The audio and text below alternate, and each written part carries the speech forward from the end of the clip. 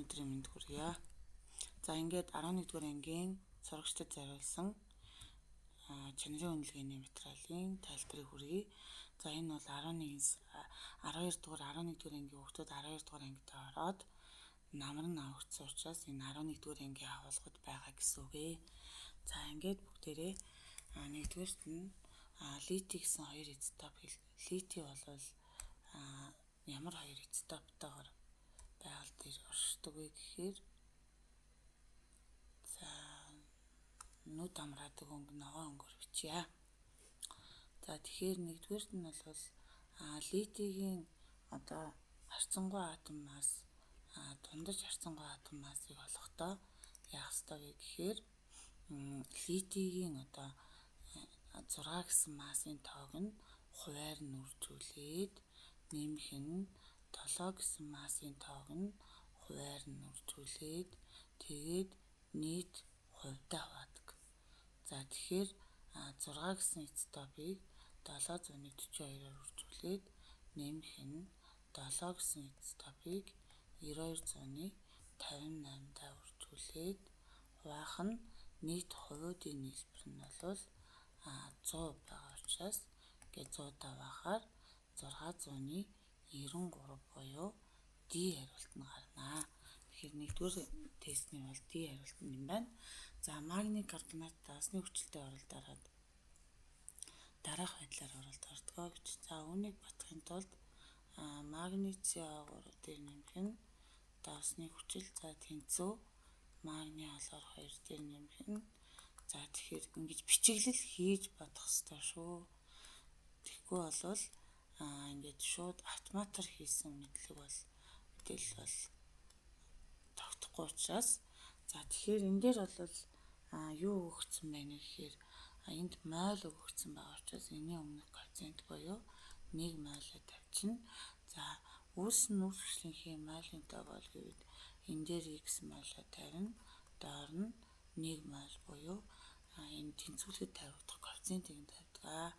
За ингээд 0.2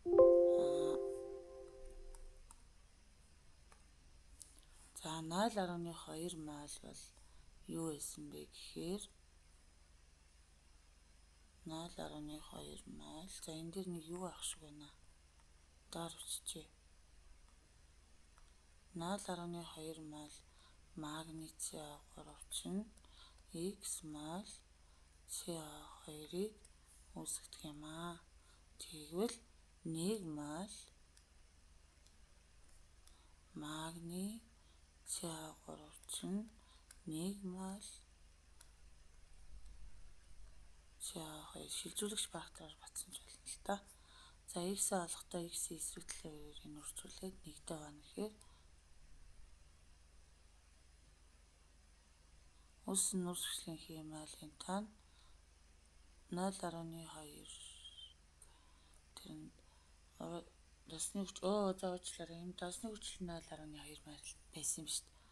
Эндээ л 0.2 моль тавих гэжээ.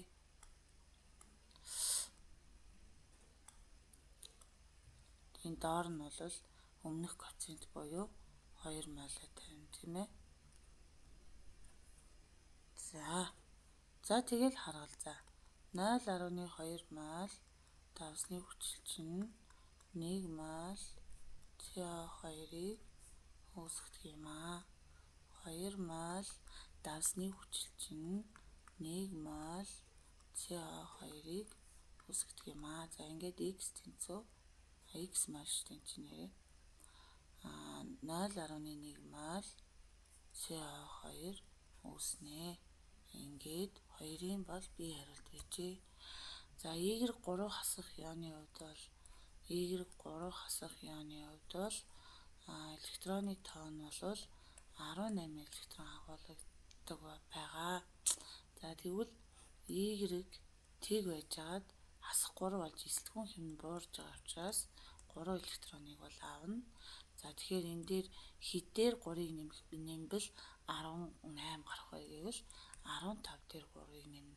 Өөрөөр хэлбэл тэг байх үеийн электроны тоо гэдэг бол тухайн элементийн дис дугаар буюу протоны тоог заадаг. Тэгэхээр энэний дэс дугаар нь буюу протоны тоо бол хэд байсан бэ гэхээр 15 байжээ. Өөрөөр хэлбэл дэс дугаар нь 15 дугаар элемент гэхээр энэ бол фосфорын тухай ярьсан байна тий. Гэхдээ ямар элемент гэдгийг хоол гэж хэлээгүй. За тэгэхээр атом болон одоо энэний хувьд бол яах вэ гэвэл энэ бол протоны тоо бол ерөөсөө өөрчлөгдөхгүй шүү дээ. 15 протонтой атом масс нь 31 гэж байгаа. Ялгаа авахгүй байхгүй. За 15 протонтой. За тэгээд нейтроныг олохдоо 31-ээс 15-ыг хасаад 16 нейтронтой. Электрон нь бол протонтойгоо цахилгаан сармаг атомын хувьд бол протонтойгоо тэнцүү байдаг учраас 15 электронтой. Гэхдээ энийг ол гэж хэлээгүй. Иймэрхүү хэлбэрийн тестүүд ирдэг учраас энийг давхар тайлбарлаа явуучих гэж бодлоо. За энэ дээр бол 15 протоны тоо бол өөрчлөгдөхгүй. Нейтроныг олохдоо харьцангуй атом массаас протоныг хасгаар 16 нейтрон болно. За электроны тоог олохдоо яах ёстой вэ гэхээр 18 электронтой болно. Өөрөөр хэлбэл атом ба ионы хувьд бол зөвхөн электроны тоогоор л ялгаатай байдгийг шүү гэдгийг харуулах гэж энэ бүхнийг хийлээ. За ингээд 16 протонтой 16 нейтронтой гэхээр 3-ын бол A хариулт нь зөв байсан байна. За айл диаграм нь N-H4 нэмэх ионы холбоог зөв харуулсан байна гэж. Тэгэхээр азот бол гадаад ухраандаа бол азотын электроныг бол иймээр тэмдэглэх юм байна шүү дээ. За ингээд 2, 3, 4, 5 электронтой.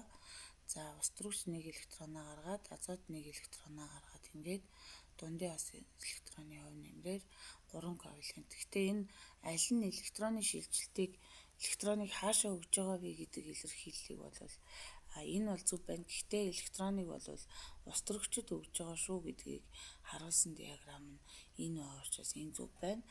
Энэ дээр яагаад буруу вэ гэхээр устрагчийн электроныг бол X-ээр тэмдэглэсэн.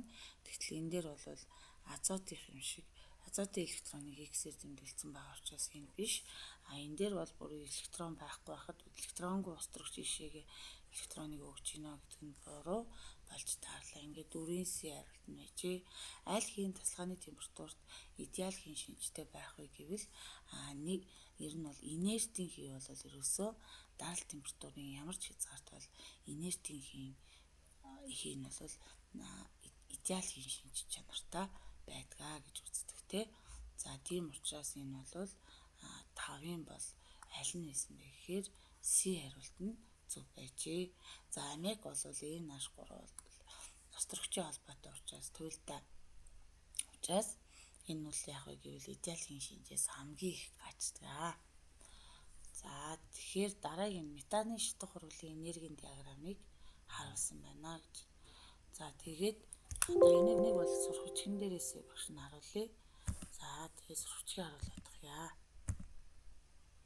За тэгээд энэ дээр бол метаны шатах хурлын тэгштэйлийг бол эндээс харж байна.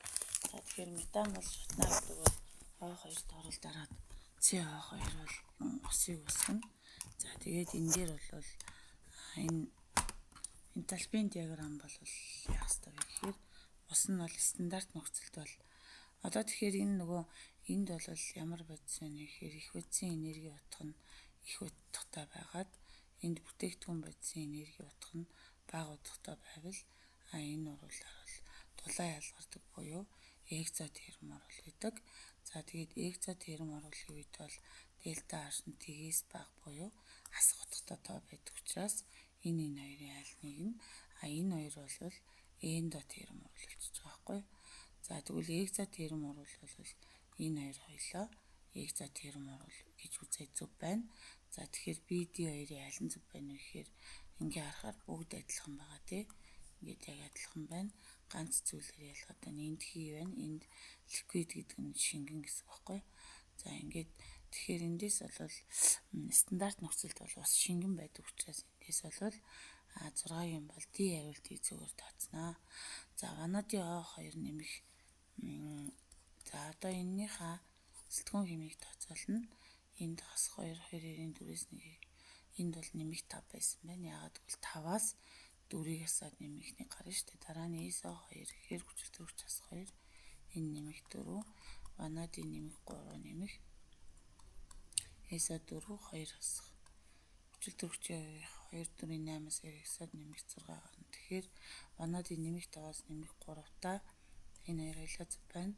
Дараа нь хөхөр нэмэх 4-өөс нэмэх 6 гэхээр 7-гийн бол D хариултан зөв байжээ. За азот устөрөгчөөс аммиакийг гарган авахуул нь эргэх хурал юм аа. Аммиак болон азот устөрөгчийн хооронд тэнцвэр тогтоболомжтой. Дараах тодорхойлолтуудын аль нь тэнцвэрийг зөв илэрхийлсэн байна вэ гэхээр тэнцвэр тогтсон үед бол шулуун болон буцах хурлын ор тэнцүү байдаг. За тийм учраас энэ бол урвал зогсохгүй шүү дээ. Урвал харилцан эсрэг чиглэл ижил хурдтайгаар явагдчихийдэх учраас за тэнцвэр тогтсон үед бол энэ хоёр бол тэнцвэрийг шилжүүлээгүй бол аль хурлын хурд нь их бага байхыг бол олох боломжгүй. За энергийн диаграмыг ашиглан харуулсан байна. За тэгэхээр энэ бол их утсын энерги утга нь их байгаад бүтээгдэхүүн байдлын энерги утга нь бол бага байгаа нөхцөл энэ бол экзо терм оруулах гэсэн тий. За тэгэхээр экзо терм оруулах үед бол дельта H нь тэгээс бага. За экзо терм гэдэг энэ байна. Температурыг нэмэгдүүлэхэд урвалын хурд гэсэн нь үүний шалтгаан нь бол мөргөлдөлтийн давтамж зүйл нэмэгдэж байгаа. За тэгээд идэвхжлийн энергийг өөрчилдөг нэг хүчин зүйл бол юу гэдэг вэ гэхээр катализатор байдаг. Тэгэхээр энэ дээр катализатор нэмсэн гэж өгөөгүй учраас идэвхжлийн энергийг бууруулдаг юм чи ерөөсө катализатор гэдэг байхгүй. Тэгэхээр 9-ийн бол аль хариултан зөв байсан бэ гэхээр D хариултан зөв байсан байна. За 10 руу оръё. Үеийн хүснэгтийн 3 дугаар үе элементүүд нь атомын бүтцийн хувьд бүгд ижил 3 электроны давхраатай. Харин үеийн дагуу зүүнээс баруун тийш цөмийн цэнийг нэмэгдэх 3 дугаар үед устөрөгч литийн натрий орно. Натрий, магний, хөнгөн цагаан, сахиур, фосфор, хөхөр холоор орно тий. За гээлгийн аргон орно тий. За ингээд үеийн дагуус хойшлох тусмаа 3 дугаар үеийн элементүүдийн атомын радиус зүүнээс баруун тийш шилжих тусмаа буурнаа. Өөрөөр хэлбэл натригаас аргон хүртэл буурна. Яагаад гэвэл гадаад давхрааны электроны тоо нэмэгдэх тусмаа цөмтөөгөө илүү таталцаад тэрнээс болоод атомын нийт эсрэгүүн буураад атомын радиус нь бол буурдгаа гэж үздэг. За дараагийн асуулт болохоор металл барыг яагаад хүт устай металл магнигаас илүү идэвхтэй уралд ордог вэ гэхээр барын атом нь том хэмжээтэй ба магний атомоос илүү хялбархан явн үүсгдэг. За мөн барын усны гадаргуу дээр хөвдөг байхад магний усанд живдэх шин чанартай гинэ. Барын гидроксид нь усанд, магний гидроксидаас муу уст худлаа. Барын атомын иончлогийн энерги нь магний атомоос их гэн худлаа энэ чигээ. Тэгэхээр ерөөсөө E хариулт нь зөв хариулт болж таарлаа. За дараагийн тест болохоор эсэлтэн ангич хуралд электроныг өөртөө авч нэгдүүлж байгаа атом ион эсвэл молекул агуулсан байдлыг эсэлтүүлэгч харин электроныг алдаж байгаа атом ион эсвэл молекул агуулсан. За энийг бол бүгдээрээ бол сурвалжчгээс харъя. За сурвалжчгээ багш нь нэгэтгэе одоо. За сурвалжчгээ газархий. Одоо галлидуудын шин чанарыг авч үзье. За галлионууд нь электроныг авч ангижраад эсэлтүүлэгч болдгоо гэж байна. За тэгэхээр энэ бол эсэлтүүлэгчийн шин чанартай байд юм байна галлионууд нь. За тэгэхээр электроныг авч ангижраад атомын электроны давхрааны тоо цөөн байхын хэрээр электронууд цөмдөө ойрхон байрлаж цөмөөс салхалах нөлөө нь багасдаг. Электроны цөмдөө татагдах хүч их байх тусам атом электроныг авч ангижрах хандлагатай учраас бүлгийн дагуу эсэлтүүлэгчийн хүч бол сулардаг. Харин галлид ионуудын хувьд бол яах вэ гэвэл галлид ионуудын хувьд бол ангижуулагчийн хүч нь бол ихсдэгэ гэж. За энэ өгүүлбэрүүдийг бол бүгдээрээ одоо саяны тест рүүгээ оруулъя. За тэгэхээр галлионы атомуудын хувьд бол яах вэ гэвэл юу яах юм бэ? Эсэлтэн ангич хуралд. За тэгэхээр Өглөө хүснэгтийн галогенуудын эсэлдүүлэгчийн хүч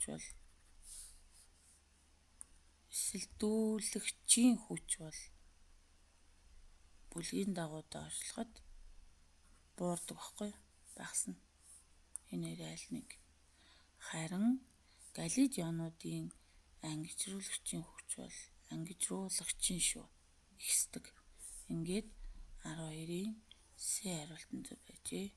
За өглөө хүснэгтийн 3 дугаар үеийн элементүүдийн хлоридаас натрий, магний, металл учраас натрий, хлор, магний, хлор 2 гэж байна. Натрий бол металл, хлор бол металл биш.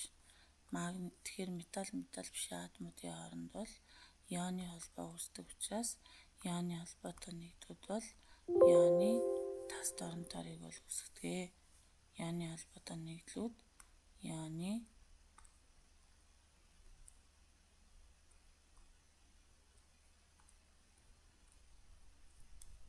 ионы тас доронторыг бол үүсгэдэг.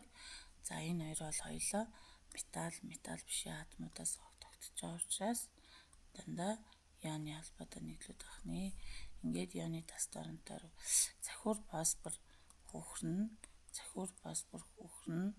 хлоридууд нь ямар бүтцтэй вэ гэхээр энгийн молекул юм уу, макромолекул юм уу гэж асуугаад байна л да үндсэндээ. За тэгэхээр энэ дээр бол аль хариулт нь байсан бэ гэхээр энгийн молекулын бүтцтэй. За ингээд хлор 4, P хлор 3, S хлор 2 гэх юм уу те. За ингээд эдгээр бол энгийн молекулын бүтцтэй. Харин хөнгөн цагаан бол ампер шинжтэй гэдэг нь тохирч байгаа учраас 13-ийн бол B хариулт нь зөв байжээ. За азотын хамгийн чухал нэгдлүүдийн нэгийг бол Габрийн процессор бол гаргаж авдаг. За тэгвэл азот дээр нэмэх нь ус төрөгч тэнцүү NH3 гэдэг ийм бацыг бол үүсгэдэг. За тэгэхээр энэ зөв хариулт нь энэ хоёр байх боломж байна. За тэгвэл азотын их үүсвэр бол азот хаана хамгийн их байдаг вэ гэхээр агаарт их байдаг учраас агаарыг явна. Тэгвэл агаар гэдэг бол азот хүчил дүүрэгч 1% нь бусад хийтэй.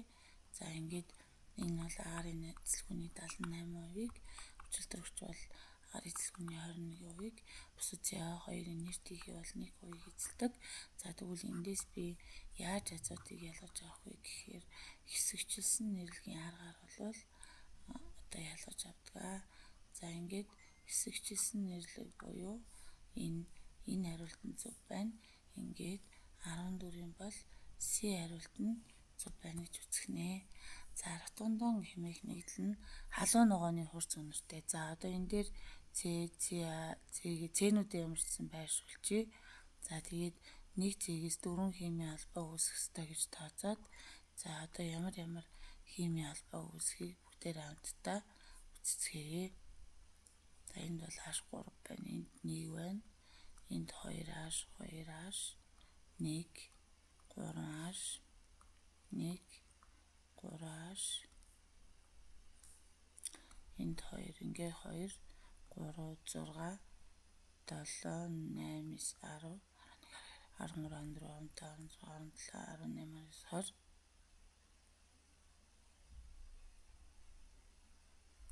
Би дотоод олчлаа. За ингээд 6, 7, 22 энд 2 байсан юм байна.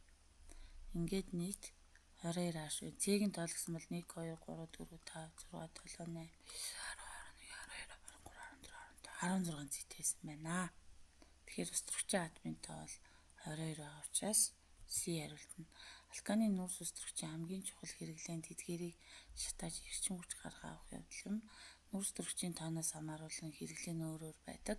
Иймд газрын татсны хэсэгчилсэн нэрлэгээр төрөл бүрийн хэрэглээ бүхий бүтээгдэхүүнийг гаргаа авдаг. Дараах нүүрс төрөгчтэй алийг нь дотоод шаталтад хөлгөөр буюу тээврийн хэрэгслийн түвшээр ашигладаг вэ гэхээр дотоод шаталтад хөдөлгүүрт тээврийн хэрэгсэлд ашигладаг вэ гэсэн.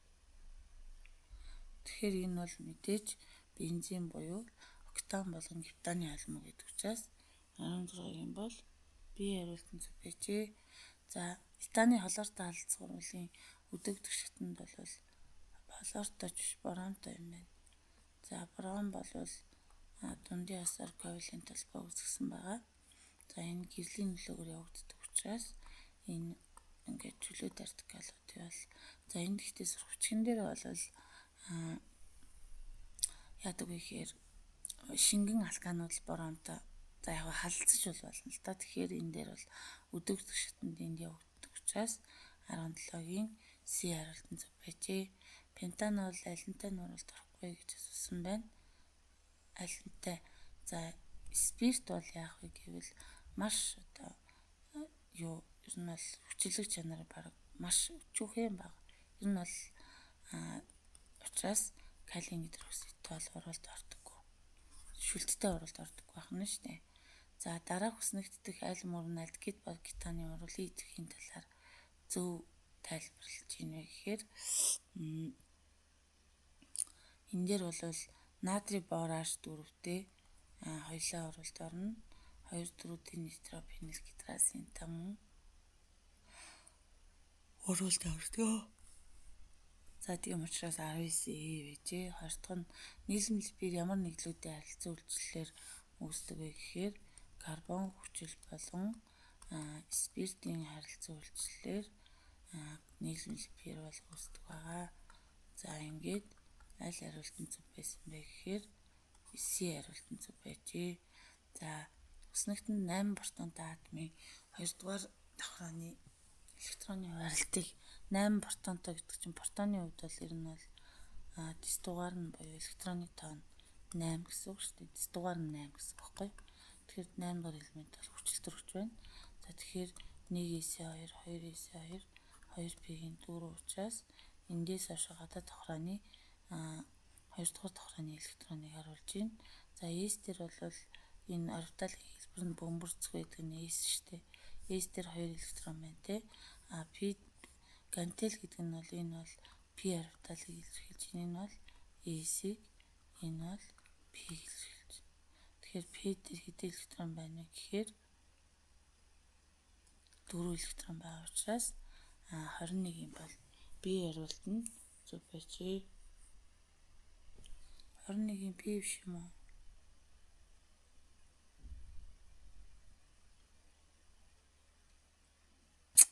B зөв. S дээр хизээч 4 байх боломжгүй шүү дээ. Бөмбөрцөг байхаар S байхгүй юу? Гантел болохоор P байхгүй юу? За одоо энэ бодлогыг бодохдоо температур нь бол 30 градус гэсэн байна. За даралт нь 102 кПа гэсэн байна. За бацийн тоо хэмжээ буюу молийн тоо нь хэм молийн тоо нь бол 0.2 мол эцэлхүүнийг олоо гэж. За B тэнцүү nRT гэдэг томьёоноос эцэлхүүнийг олохдоо nRT кубах нь P гэсэн үг. N нь бол 0.2 мол R 8314 Joule үржих молоос үржих нь Kelvin асах үржих нь 102 үржих нь 10 асах 3 паскал. За аваахан даралт нь энэс юм уу баларлаа буруу болчих.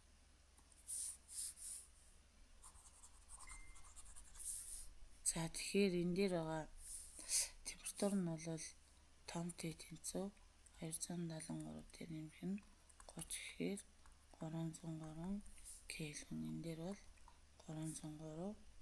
За ингээд 102-ын 102 40-аас 3 паскал гэсэн үг. За ингээд нэг одоо бодчих үзэж тааглаа. За 0.2-ыг хэдээр үржүүлэх вэ гэхээр 8314-ээр үржүүлээд 303-т ваахан 102-т үржих нь 1000 ваахан сая гэсэн үг шүү дээ. Тэгэхээр 490 за яаж гараа 0.2-ыг үржих нь 8314 үржих 303 ваахан 102 тэнцүү энэ чинь юм гэсэн үг. Тэргээр 1000-аар үржүүлээ. Одоо зүгээр 1000-д л очихаар Мянгад л үржүүлчихээр бол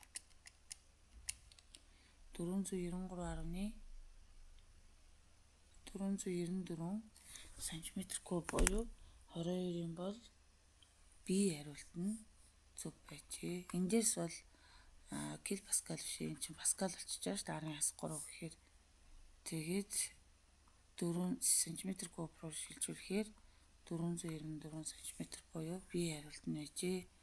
Аль тэгштэл нь үүсгийн стандарт энтальпи гэдэг чинь стандарт төлөвлөлт элементүүдээс 1 моль одоо бодис үүсгүй энэ дулааны хэлдэг. Энд бол 1 үүссэн байна. За бусд нь ч гэсэн 1 үүссэн л байна л да. Гэтэл одоо яг аль нь зөв байна вэ гэхээр этанол бол стандарт нөхцөлд бол шингэн байдаг шүү дээ. За энэ хоёр бол яг адилхан байна. Гэхдээ энд хийгээр үсгэж.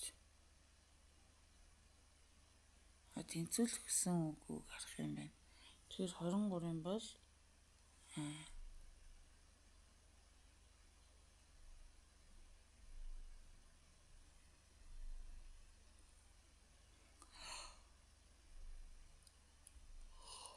тэнцэж үгүй юу гэдгийг харах юм байна. За урлагийн тэгштэл бол энэ чи хий болсон юм шүү дээ. С чи хатуу байх шүү дээ. Хатуутай энэ хоёр зөв юм байна. Энэ хоёр буруу юм байна. За хатуугаас хоёр устөрөгчийг нэгдүүлээ шингэн үүсгэх хэрэгтэй байхгүй. Тэгэхээр 23-ын бол B хариулт нь зөв байжээ. Стандарт нөхцөлд этанол шингэн шүү дээ. За өөрчлөлтийг аль мөр зөв илэрхийлсэн байна вэ гэхээр йодын сэлтгүүн хэмийн өөрчлөлт гэж байна. За энд йод хасах нэг байснаа йод тиг бол. Тэгэхээр яг нэг электроны өөрчлөлт болно л да. Гэхдээ хоёроор үржүүлнэ те. За тэгэхээр нэг сэлтгүүн хэмийн өөрчлөлт бол асах нэгээс тиг болно гэдэг чинь хэдээр өөрчлөгдөнөс нэмэх нэгээр өөрчлөгдөж. Тий. Үхрийн сэлтгүүн хэм нэмэх 1 асах 2 8-аар өөрчлөгдөнө.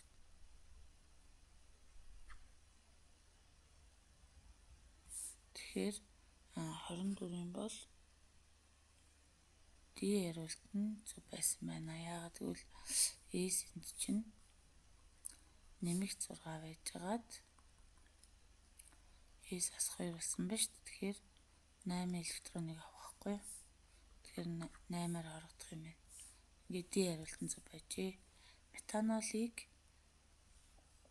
энэ нөхцөлд уралд оруулж гаргаа авдаг. За катализатор нэмснээрээ химийн тэнцвэрийн шилжилтэнд нөлөөлөхгүй.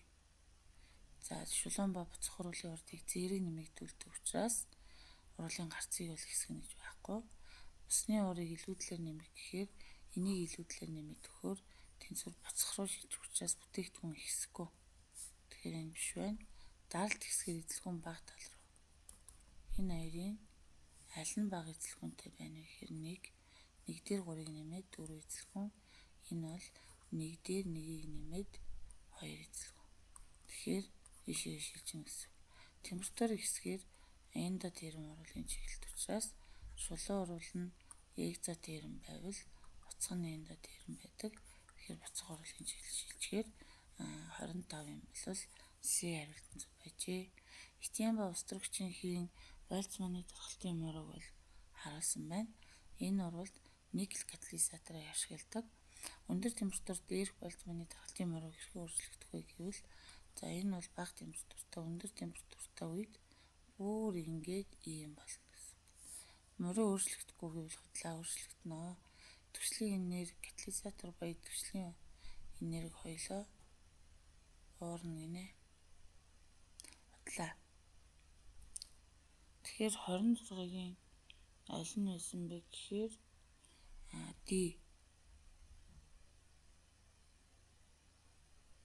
Катализатортай ба катализаторгүй түвшлийн энерги хоёулаа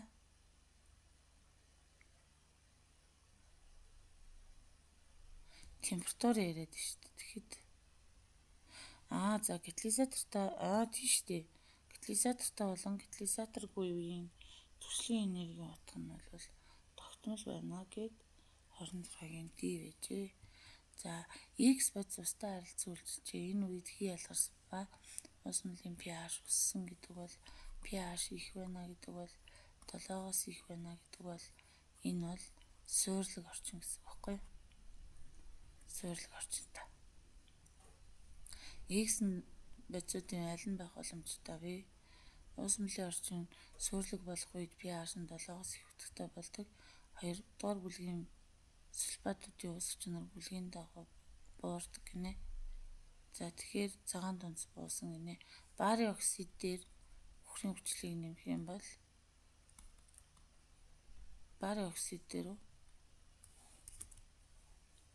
H2SO4-ыг нэмэхэд барийн SO4-ийн цагаан тунц болон H2-аа үүсдэг. Барийн дээр үхрийн хүчлийг нэм барийн SO4. Магний дээр үхрийн хүчил, магний оксид дээр үхрийн хүчил.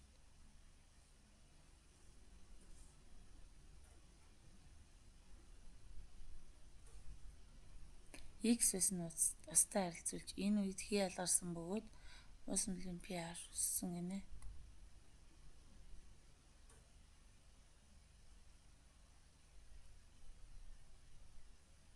Тэгэхээр 27-гийн аль нь байсан бэ гэхээр X бодис устай харилцуулжсэн. За баарыг устай оруулалт харуулъя. Тэгэхээр хий ялгарсан гэж шүү дээ. Барын гидроксид өстрөгч үсээд хий ялгарсан гэж байгаа учраас энэ байх боломж байна. Магний устай барын оксид бол устай оруулалт орохоор хий ялгарахгүй шүү дээ. Шууд л суурийн оксид устай оруулалтаараа суур үүсгдэг шүү дээ. Ус мөлийн pH өссөн гэж. Дараа нь ус мөл рүү үхрийн хүчил нэмсэн.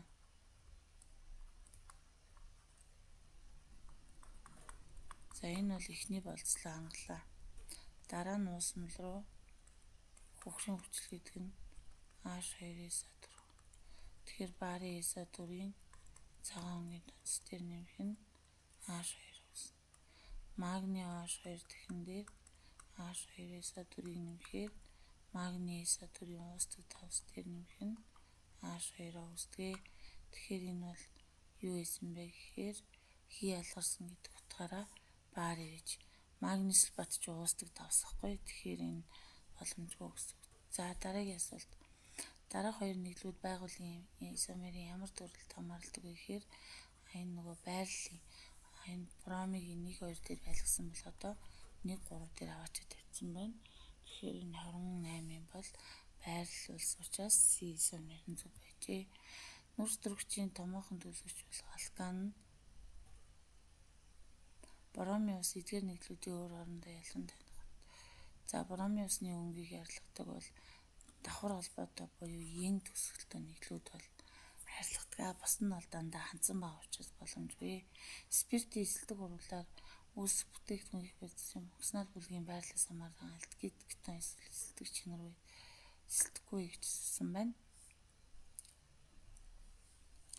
За энэ бол 30 бол за бүгдээр хамтдаа хийж үзье. За энийг хийгээд үзчихье.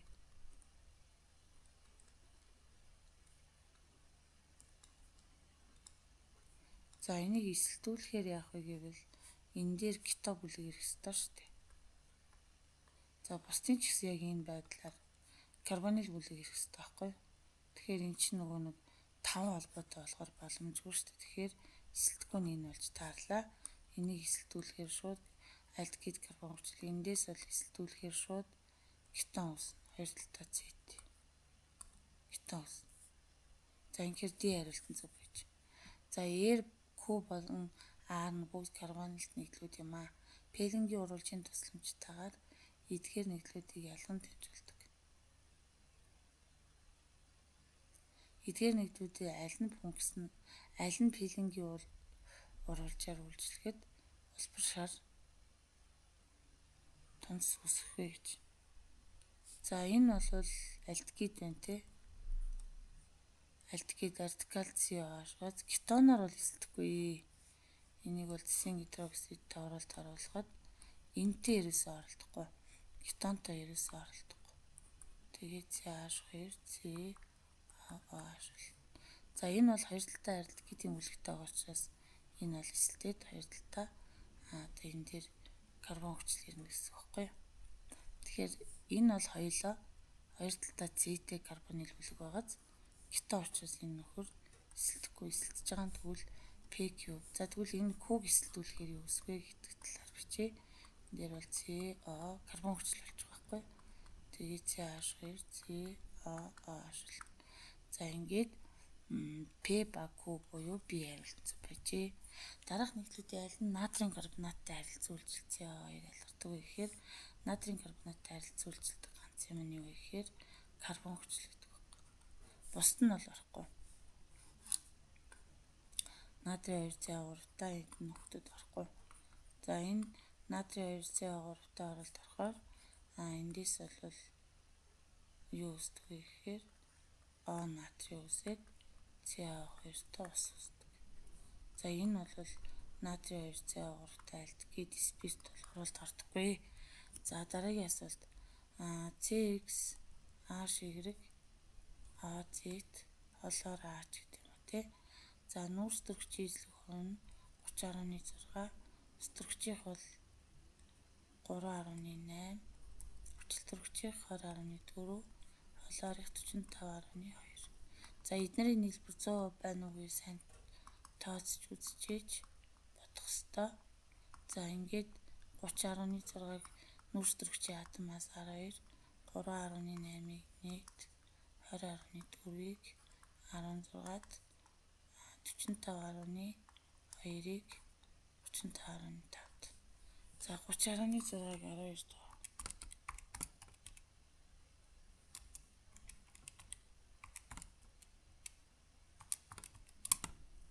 255 гарч 3.8 20.4-ийг хуваахна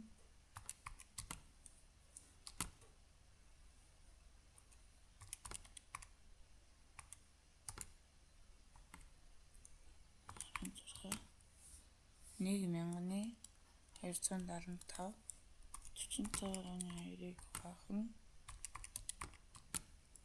1000-ны. За энийг бага тоонд нь хуваагаад тэгэхээр 2000-ны энд хуваахаар 255-ыг бараг л 2 юм шүү.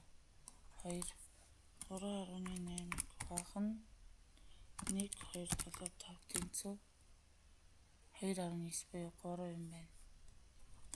1 C2H3 O холоор буюу 33-ын E хариулт нь зөв байжээ. За 34 рүү харъя.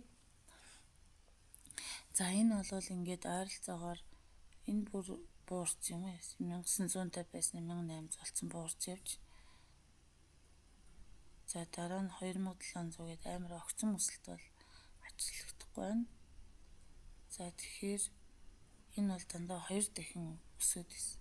Тэгэхээр 34-ийн аль хариулт нь вэ гэхээр 4-р 4-ээс 5 руу өссөн. За энэ хоёрын зөрүү бол нэг алга учраас за энэ 2-аас 3 руу бол 2700 байх нь 1800 1.5 гарч ийн энэ хоёрын хоорондох зөрүү.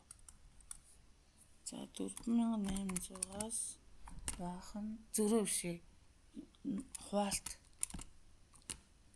177 гарч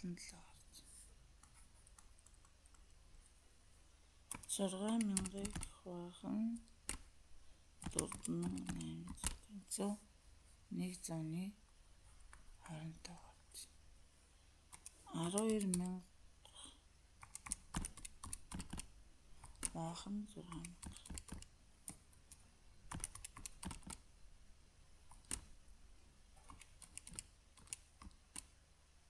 200-ны тав гарч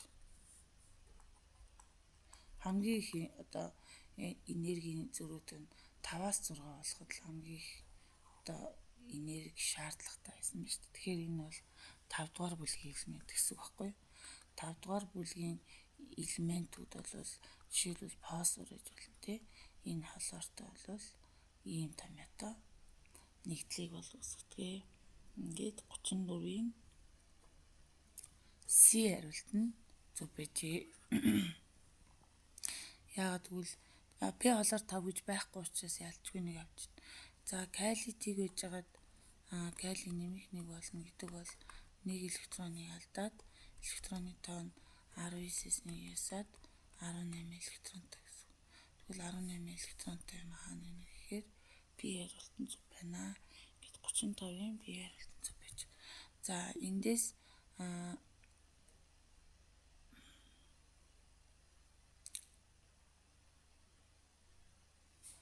за эхлээд энэ дээр нөгөө H2 болон йод. За ингээд H йодыг үүсгэсэн шүү дээ. За ингээд анх өөрчлөлт тэнцвэр гэж. Анхных бол 3.6 мал, энэний 2 мал. Тэнцвэрийн элемент бол 3.2 агуулгажсэн. Устрагч агуулгажсэн гэж. Энэ биш биш 3 юм.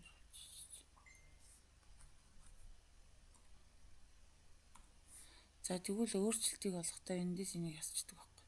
Тэгэхээр 0.4-өөр өөрчлөгдсөн гэсэн 0.4 x тэнцвэр 0.4 энд бол 0.8 тэгтэр нэмэх нь 0.8 энэ 0.4-ээр гаргацсан энэ 1.6 энд 0.8-аар нэмэгдсэн.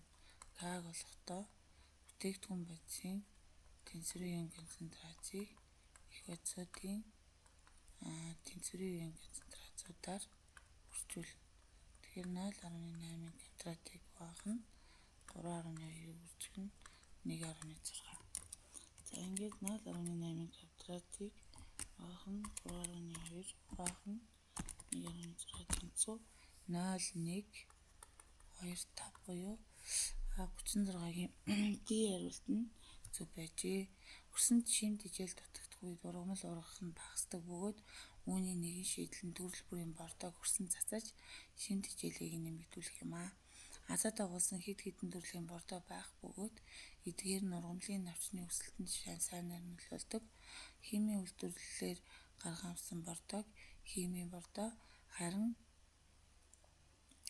байгалийн гаралтай органик бордоо гэж нэрлэдэг.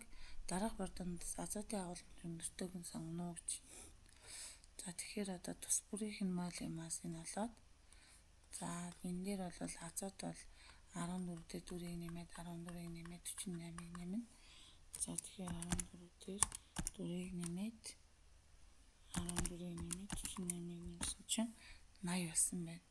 За 80 грамм чинь 100% юм бол азотынх бол 28 нэгдвэгээд эндээс азотын эзлэх 28-ыг үржих 100 байх нь 80 гэсэн. За ингээд 35%-тай азот байна. За энэний молийн массыг олъё. За шууд олчих. 14 дээр дүрийг нэмээд 2-оор үржүүлээд 1-ийг нэмээд 31-ийг нэмээд 64-ийг нэмэхээр 132 гарч ийн.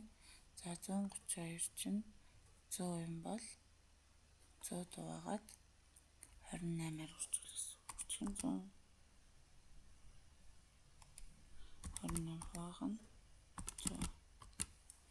Энд бүр юм их үт юм уу? За 3600-ны 96 гэнэ.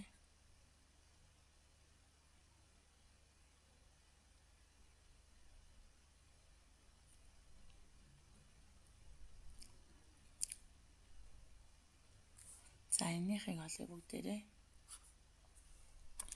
14 дээр дүрийг нэмээд 2-оор үржүүлээд тэгээд 32-ыг нэмээд 64-ыг нэмэхээр за 132 гарч энийх. Энэ бол азотын эзлэх хөв шүү дээ. За 132-ыг 28-аар үржүүлээд 100 дугаа гэсэн үг шүү дээ. Тэгэхээр үржих нь 28 байх нь 3600-ны 96 яг адилхан байж юм бах та. За энийхийг олъё. За энэ бол молийн масс нь 12 дээр 16-ыг нэмээд хаалтны гадна талд үржих нь 2. 14 дээр 2-ыг нэмнэ. За 16-г 2-оор үржүүлээд 16-ыг нэмээд 12-ыг нэмэхээр 60 гарна. За 60 грамм чинь нийтдээ 100 баггүй, ингээд 28 грамм нь гэдэг. X тэнцүү 28-100 байх нь 4666-ыг хамгийн их хязгаар дагуулсан 37-гийн бол D хариултан зөв байт юм байна. За дараагийнх нь за энэ ямар нэгдэл байсан бэ гэж асуусан байна. За 38-ыг бүгдээрээ хийж үзье л та. За тэгэхээр яг энэ хэсгийг хооронд нь авчрал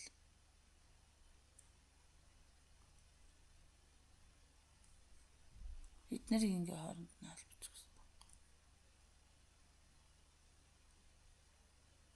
Тэг яг энэ хоёр дээр хоёрсан холбоотой байл. Тэгэхээр ямар болж ийнэ гэхээр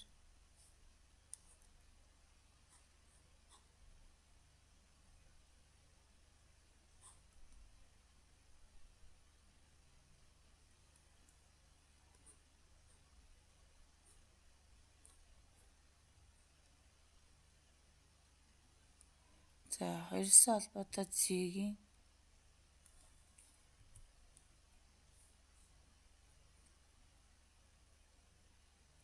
за одоо эндээс бол яах вэ гэхээр за энийг нэг ингээд дээш нь болгоод бичээд зөвхөө гэхээр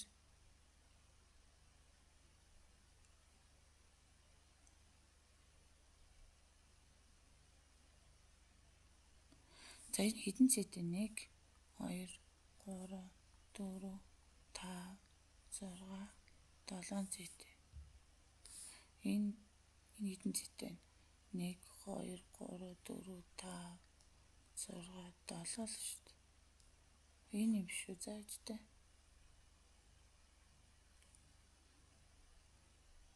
Зааж тэр кетон болцсон. Энэ юм байна.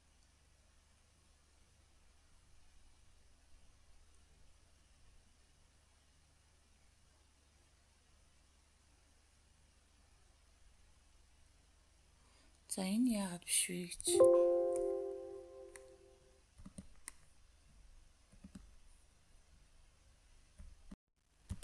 За тэгэхээр одоо энэ дээр юу яана гэсэн үг.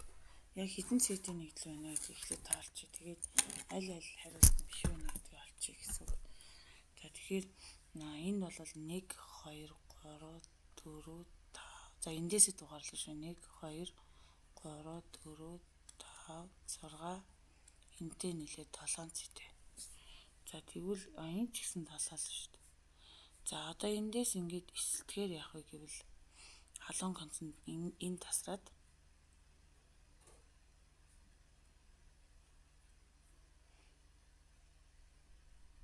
за энэ тасрахаар ямар болох вэ гэхээр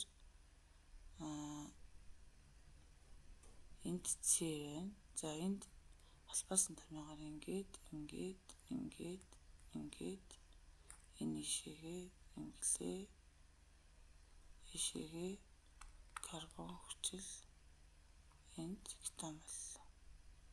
Тэгэхээр 1 2 3 4 5 6 7 дахь нь зөв л юм л та. За тэгвэл энийг эсэлтүүлье. Энэ тасарлаа.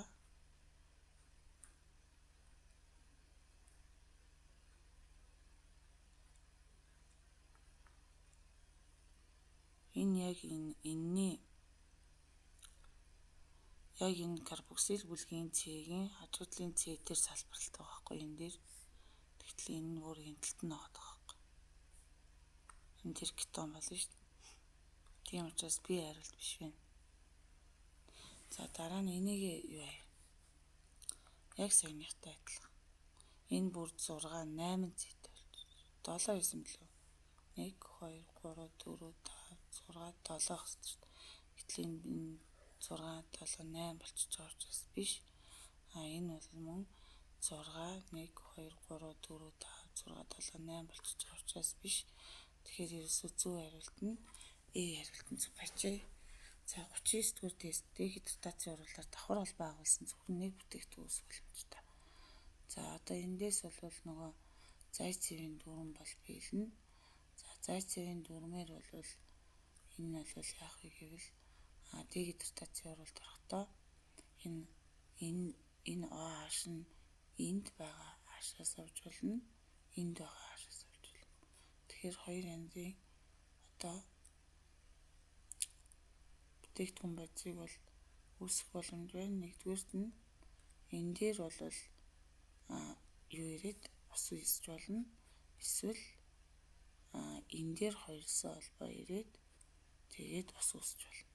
Энэ тэгэхээр хоёр бүтээгдэхүүн үүсэж байгаа байхгүй. За эндээс бол CH3 CH3 гэж. За тэгвэл одоо эндээс бол энэ OH нь энэний нэг H-таа нийлээд ус үүсэх боломж байна. Тэгээд дунд нь хоёрсоо холбоо тавина. Эсвэл энэний OH нь энэний H-таа нийлээд ус үүсэх боломж байна. Тэгэхээр нэгдүгээр бүтээгдэхүүн нь хоёрдугаар бүтээгдэхүүн нь бол иш орчиж байгаа учраас энэ бол хоёр бүтээгдэхүүн үүсэж байна. За тэгвэл энийг бол дегидратацид оруулахад энд CH2 энд CH2 биш CH3. За ийм байгаа шүү дээ. Тэгвэл энэ OH нь энд байгаа H-таа нийлээд энэ дунд нь хоёрсоо холбоо үүсэх боломж байна. Эсвэл энд байгаа OH нь энэ H-таа нийлээд яах ёстой вэ гэхээр энд хоёрсоо холбоо ирэх боломж байна. Ингээд дандаа хоёр бүтээгдэхүүн үүсгээд байна тий. За тэгвэл энэний хувьд бол өвөрмөц байна.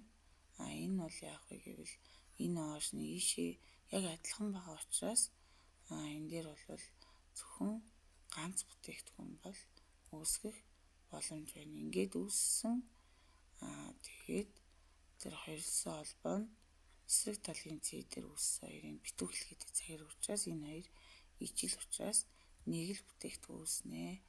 За ингээд D хариулт нь бол зөв байжээ.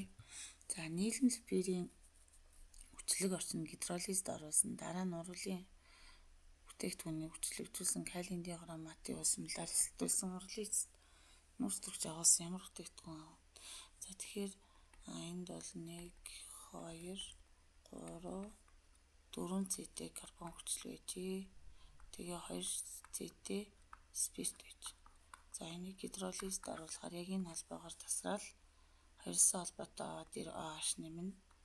CH3 CH2 CH2 COOH үүснэ.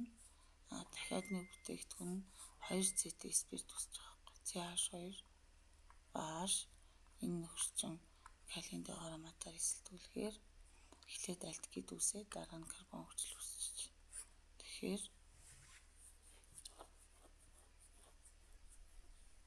4 цэтэй карбон хүчил 2 цэтэй карбон хүчилтэй буюу 40 С хариултан зөв байсан байна. За ингээд анхаарал хандуулсан явдал та бүхэнд маш их баярлалаа.